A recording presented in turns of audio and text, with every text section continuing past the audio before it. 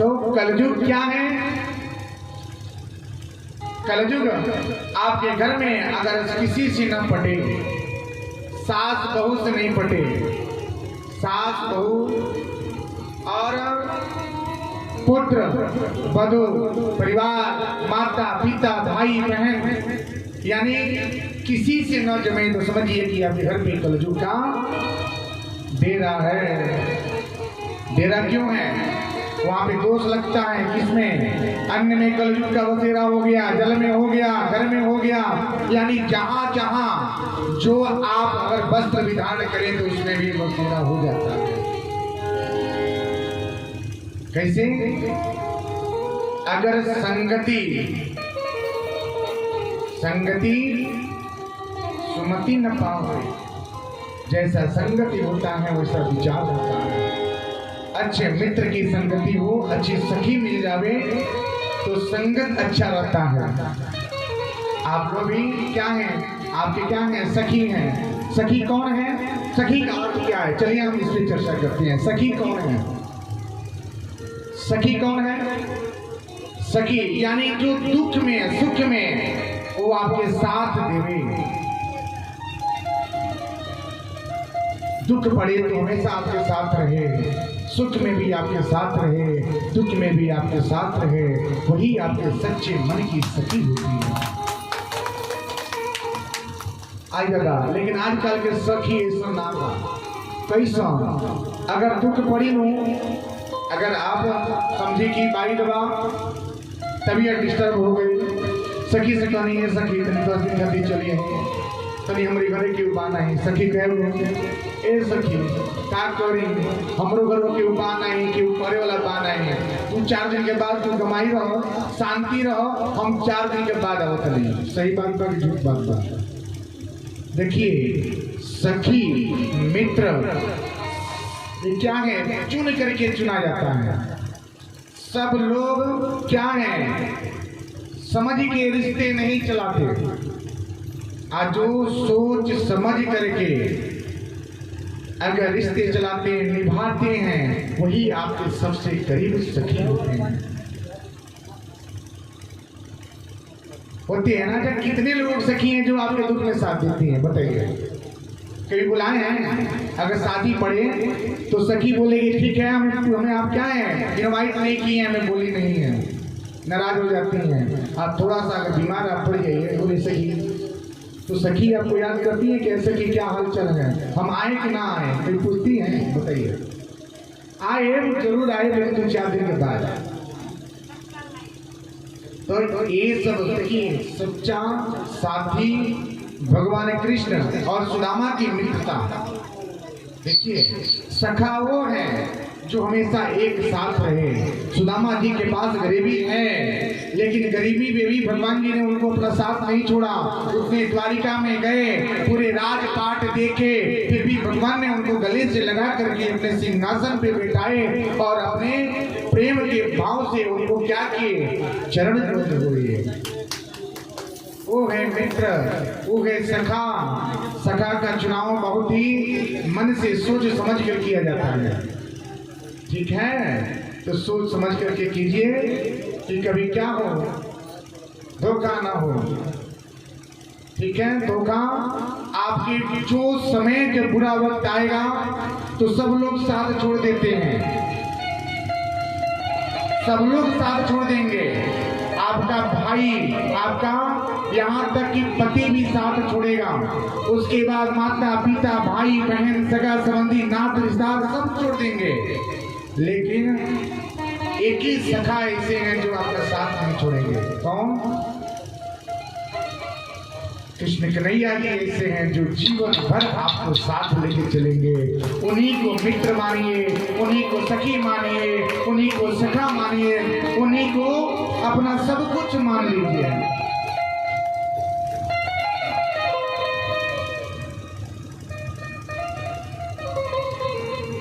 नाते रिश्ते ये सब क्या है? सुख के हैं। जब दुख पड़े तो कोई साथ नहीं देता, दुख में बस एक ही साथ देते हैं, कृष्ण कन्हैया। तो आप उन्हीं को सब कुछ मान लीजिए। छोड़िए, ये रिश्ते छोड़िए, ये जो मित्र बनता है, जो मित्र बनाते हैं छोड़िए, आप उन्हीं को मित्र मान लीजिए। देखिए कितना जीवन सुख में जाएगा और आने वाला भी याद करेगा जिस तरह से मीराबाई ने सब कुछ अपना समर्पित कर दिए, मान लिए कि नहीं आपके सिवा मेरा दूसरा कोई नहीं है। तो कलयुग आपके घर पे है। जब इस मन रूपी संदूक में जब आपके मैल बैठा रहेगा ना, तो वहाँ पे कलयुग का बसेरा हो जाएगा और भाई भाई में विवाद, माता पिता में विवाद, एक एक इंच के लिए, एक एक रुपए के लिए और एक एक दिन के लिए विवाद होता है। देवर देवरानी, जेठ जेठानी, सास बहू, ये सब क्या है? अच्छा, पहले जो होता था इतने विवाद नहीं हुआ करते थे सास बहू में। आजकल तो देखा जाता है कि सास बहू अगर 2-4 साल बहू को आए हुए हो गया ना, फिर भी क्या है, 2-4 साल में बहू उधर और सास इधर, एक दूसरे को देखना भी पसंद नहीं होता, इतना बैर हो गया है। अरे भाई क्यों? अच्छा, आज के 20 से 30 साल पहले देखिए सास बहू में कितना प्रेम का रिश्ता था। क्यों था? क्योंकि उसमें संस्कार थे, मर्यादा था, कदर था। सास कौन है, बहू कौन है, जेठानी कौन है, देवरानी कौन है, छोटानी कौन है, जेठ कौन है, ससुर की मर्यादा क्या है, हमें कैसे रहना चाहिए, कैसे बोलना चाहिए, कैसे खाना चाहिए, कैसे बैठना चाहिए, ये सब हुआ करता था। और आज देखिए क्या है, सब लुप्त हो गया। इसीलिए तो विवाद बढ़ता है, क्योंकि उन्होंने न संस्कार देखा है न संस्कार समझा है, सब लुप्त हो गया। यानी कि देवर देवरानी, जेठ जेठानी, कौन छोटानी है, कौन देवरानी है, कौन जेठानी, इसमें कोई पता नहीं। एक साथ बैठते हैं, एक साथ खाते हैं। पहले जेठ भी अगर आंगन पार होते थे ना, तो जो उनकी जो छोटी वाली, उतने दूर से उनको पाँव पकड़ के प्रणाम करती थी कि आशीर्वाद दीजिए। और आज दादा आगे से जाए कोनो फर्क नहीं पड़ो, बैठल बानी लेकिन उठे नहीं, बैठल रहे लेकिन उठे नहीं, ये सब संस्कार ये सब लुप्त हो गया। सास ससुर जो हुआ करते थे ना, एक विवाह जब होता था तो एक माथ ढकने की व्यवस्था है, संस्कार है अपने सनातनी धर्म में। जब एक लड़का और लड़की की विवाह हुए ना, तो एक रीति रिवाज के अनुसार एक माथ ढकने की व्यवस्था है ना भैया? माथ ढकने की व्यवस्था है। वो व्यवस्था क्यों की गई है, क्यों होता है बताइए? चलिए मैया बताइए, वो व्यवस्था क्या है, क्यों उसे माथ ढका जाता है बताइए? लोग उससे अपनी माथ ढकने की व्यवस्था करते हैं, यानी विवाह में माथ ढका बोलते हैं ना?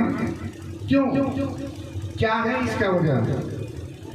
माथ ढकने की व्यवस्था ये है कि आप क्या हो, मर्यादा में रहो। अगर पति घर पे नहीं है फिर भी अपना जो पल्लू है उसे ढक के रखिए। ससुर के सामने जब भी आए तो एक पर्दे में होकर के आइए। यही तो है व्यवस्था, ये है संस्कार। और आज दादा कुछ ना, सब लुप्त हो गई, सब खत्म। सास अगर ससुर भी है ना, पापा जी भोजन कर ली। अब पहले होता था ना, दूर से आवाज तक सुनने के लिए कोई सोचता था क्या कि उसकी आवाज कैसा है, कैसा वो बैठती है, कैसा चलती है, ये सब देखा जाता था। लेकिन आज सब खत्म, ये तो संस्कार लुप्त हो गया। और लुप्त होने की वजह है कि क्या है, कलयुग का प्रभाव। कलयुग की प्रभाव, जो चीज मर्यादा होता था, पहले जो सिंदूरदान होते थे ना, एक लड़का और लड़की की विवाह होता था तो सिंदूरदान में क्या होती थी, पर्दे लगाए जाते थे। एक पर्दा जो होता था ना, ये लगाया जाता था। क्यों? देखिए कितनी सुंदर व्यवस्था है। पर्दे में और जब सिंदूरदान देने की बात आती थी तो पर्दे में कोई न देखे, बस वहां पे पति हुआ करते थे, क्योंकि जीवन भर उनको साथ रहना है। और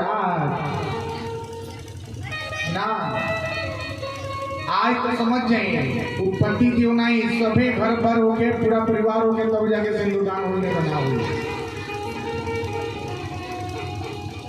ऐसे व्यवस्था हो रहे हैं। पहले की जो माताएं थी लंबे लंबे सिंदूर लगाया करती थी। आज से देखिए लगभग 25 से 30 साल 40 साल पहले जाइए, माताएं जो थी ना घर पे खूब चक्की चलाती थी, मेहनत करती थी, परिश्रम करती थी। घर पे ही गेहूं पीसे जाते थे, आटे निकाले जाते थे, धान को कुटाई होती थी और उसके बाद चावल निकाला जाता था। और वो अन्न का मिठास था और उसमें बीमारी नहीं थी। और आज देखिए कितने सुख सुविधा हो गए, उतने बीमारी आपके पास आ गई। तो उस समय कुछ बदला नहीं है मैया, ध्यान दीजिए, कुछ नहीं बदला है। वही समय है, वही सूर्य है, वही चांद है, वही तारे हैं, वही दिन है, वही रात है, वही जगह है, वही घर है, वही स्थान है। बदला तो बदला है सिर्फ आपका नेत्र, आपका विचार। अगर आप अपने विचार को अगर एकाग्र कर लें, अपने विचार को, अपने सोच को अगर एकाग्र कर लें, बदल लें, तो समझ जाइए आपका जीवन कल्याण हो जाएगा। यही तो है कलयुग का प्रभाव। सास बहू में विवाद हुए ना तो सास अपने संदूक की चाबी अलग, अगर दूर जाए ना तो लेके जावे, बहू अपना अलग लेके जावे। एक कमरे है, कमरा बंद, अब आने के बाद ही उसमें झाड़ू लगेगा, नहीं तो जब तक नहीं। तो ऐसी व्यवस्था है, विश्वास नहीं है। यही तो है कलयुग, जिसपे आस नहीं है, विश्वास नहीं है, पति पत्नी पे न रहे, सास बहू पे न रहे, तो यही तो कलयुग का बसेरा है। जबकि ऐसा नहीं होना चाहिए। कैसा होना चाहिए? सास को बहू को अपना पुत्री के समान मानना चाहिए, पुत्री के समान मानना चाहिए, उनको सम्मान देना चाहिए। अगर सम्मान अगर सास देती हैं तो बहू भी सास को कदर करेगी। माँ समझती है, एक माँ को छोड़ के आती है और दूसरी माँ को पाती है। आधा जीवन वो अपने घर पे बिताया और आधा जीवन जिसको जानती नहीं, जिसको पहचानती नहीं, जिसको मानती नहीं, जिसको कभी देखा ही नहीं है, कभी समझा ही नहीं है। बचपना उनको अपने नगर में बीत गया, बचपना उनको घर पे बीत गया, अपने माँ बाप के पास, अपने माँ बाप के प्रेम में, आंचल में रह गया। आधा जीवन वहीं पे बीत गया और आधा जीवन जिसको नहीं जानती, जिसको नहीं मानती, उसके घर पे बिताती है। सोचिए हम लोगों से ज्यादा वो कितने अच्छे हैं जो कितने दुख को सह करके आपके पास आते हैं। मैया ध्यान से सुनिएगा,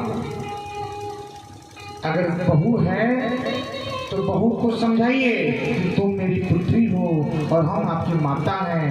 अगर तुम्हारा दुख है तो मेरा दुख है, हमारा दुख है तो तुम्हारा दुख है।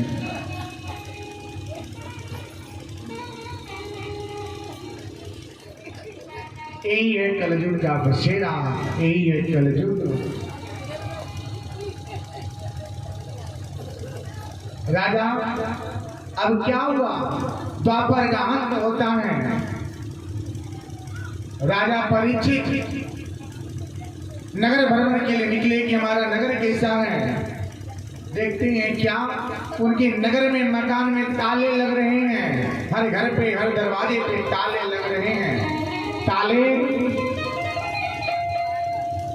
उनके नगर में क्या है? ताले लग रहे हैं।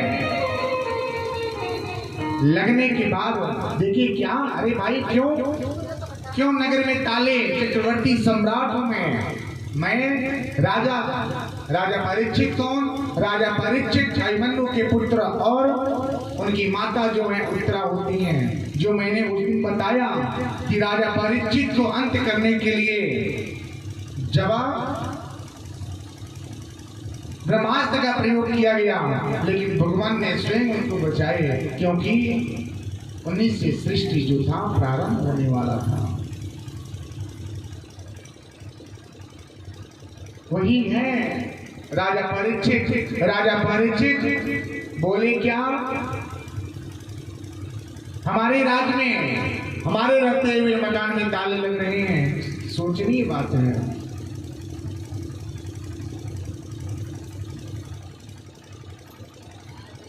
उसके बाद आगे बढ़िए, देखते हैं क्या एक सांवला व्यक्ति है, एक गाय को मार मार के 3 पांव तोड़ दिया।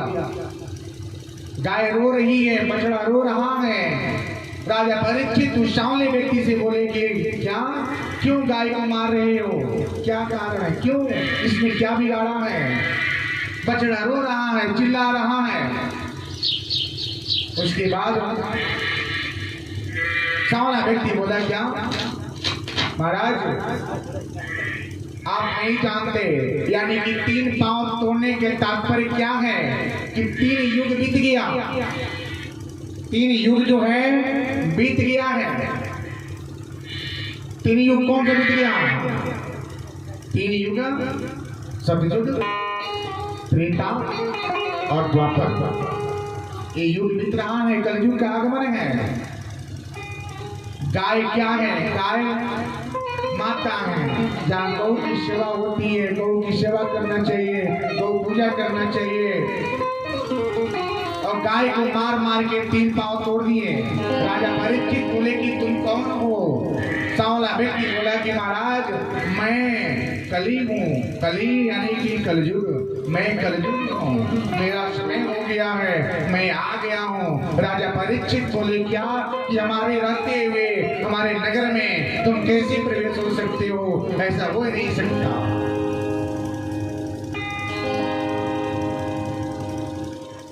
ऐसी घड़ी है आज है आई, आंखों में आंसू